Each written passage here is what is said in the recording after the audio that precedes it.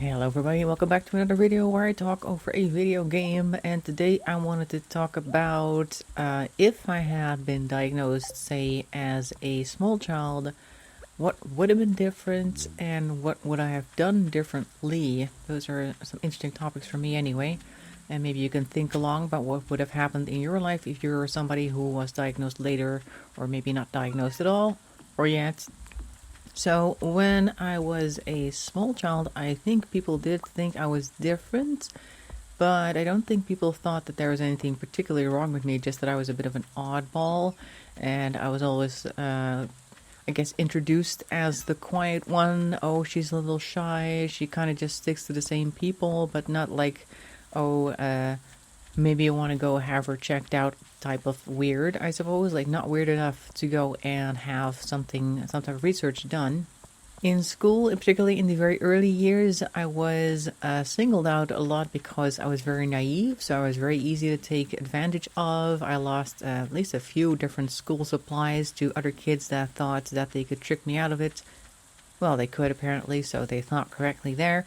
A little later on, I did get some friends in my class, and we had one of those school systems where you basically went to the next class with the same bunch. As long as everybody kept passing to the next year, you would just kind of stick together. So once I had a few people that I considered my friends, I was okay socially. I was still an oddball. I knew I was weird. Like, people kind of accepted it as well. Like, they knew that that was me, that's just what I'm like, that type of thing. And I guess at those early years, and I'm talking like grade school up to the age of 11. I think I was 11 when I left grade school. I went to junior high, which is, I guess, the Dutch version around here anyway. So up to that age, I had some people in class that I considered friends, other people that didn't care too much for me, but since we were a group that had been together for many years, you kind of get used to the people in your class, you kind of tolerate them like that, so it wasn't a big deal for me then. But then I had to transfer to junior high, and things were very different. Of course, I was 11 at the time, was like an early student, I think they call that, because normally you're like 12 or a little older when you go to a junior high here, I believe, at the time anyway. I'm not sure if the school system still works the same.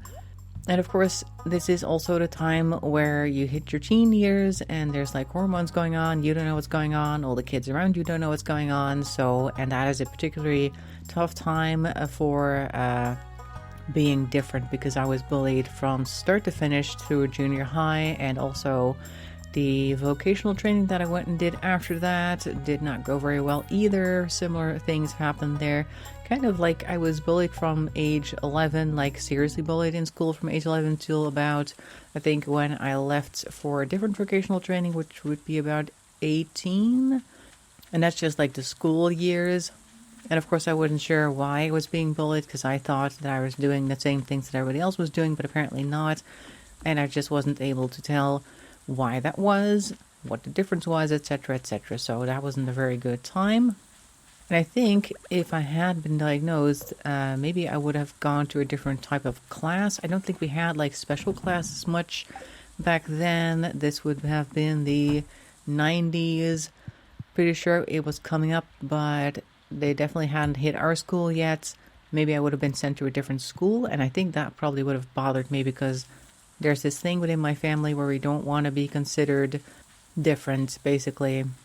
And it is a bit of a stigma, like you get the whole, oh, they have to go to school on the short bus type of vibe, even if you don't actually have to go to school on a short bus. That's the type of thing that people will say about you behind your back, like that type of thing. If you have to go to a special school, definitely would not have done my mental health much good, being set apart like that, basically. And I have no idea who I would have been in a class with, like what type of people would I have gone to school with, like what type of issues would they have, would that have like gotten in the way of my education?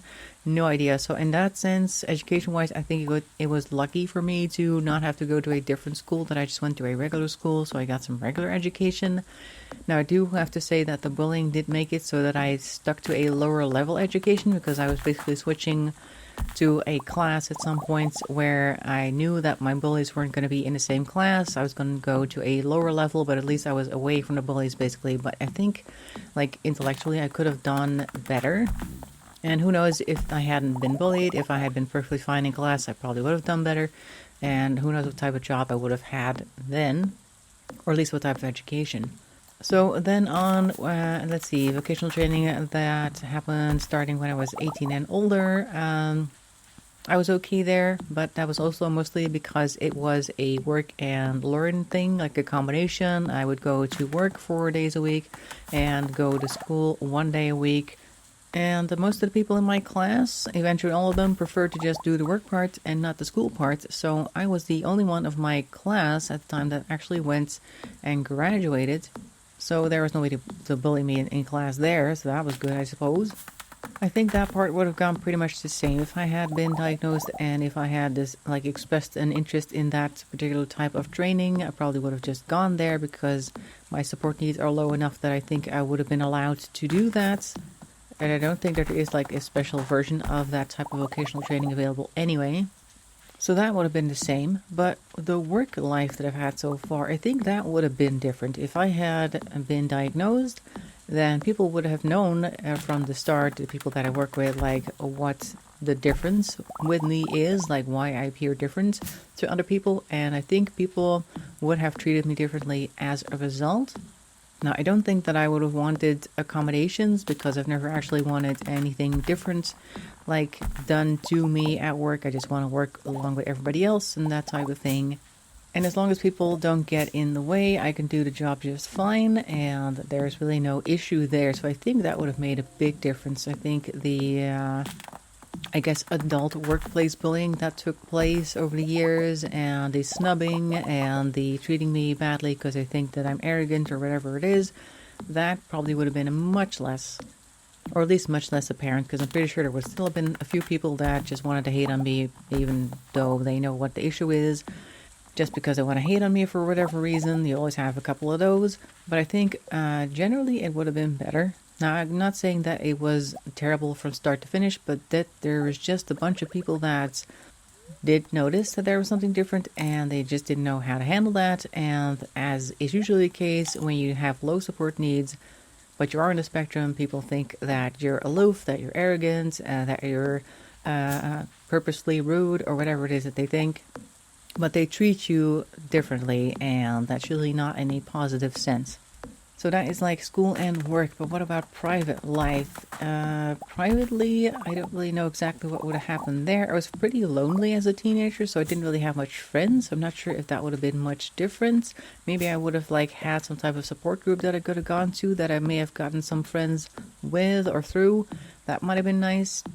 And romantically, I think would have made the biggest difference. If I had known that I had the neurodiversity going on, I could have explained that. For instance, on dating profiles, okay, hey guys, so far all I was able to say on a dating profile is I'm not like most women, but that sounds very similar to the I'm not like other girls thing that some girls do to try and seem different, even though they're pretty much the same anyway. But I had a different reasons for wanting to put that on my profile, but of course I couldn't really explain what the difference was. So whenever I did go on a date, the difference was apparent to the person I was on a date with, and even though they couldn't quite put their finger on it, they all seemed to conclude that I was not what they were looking for. So if I was able to say on my profile hey, I'm on the spectrum, that means X, Y, and Z might be going on, or you might experience such and such, I'm not trying to do this, I'm not trying to do that, etc., then people that actually checked the profile text would have seen that, and if they had then still been interested, they would have known somewhat what to expect, and I think that would have been a lot more successful. Which brings up, I guess, to me the question, would I put that on my profile now? I actually don't have any dating profiles going on right now because I'm kind of at this point, kind of past the age where I feel I need to be dating somebody, and maybe I'll run into somebody at some point, I don't know, but we'll see what happens. And the whole dating scene is pretty exhausting. I mean, it's exhausting for regular people as well, so for people who are on the spectrum, it's even more overwhelming.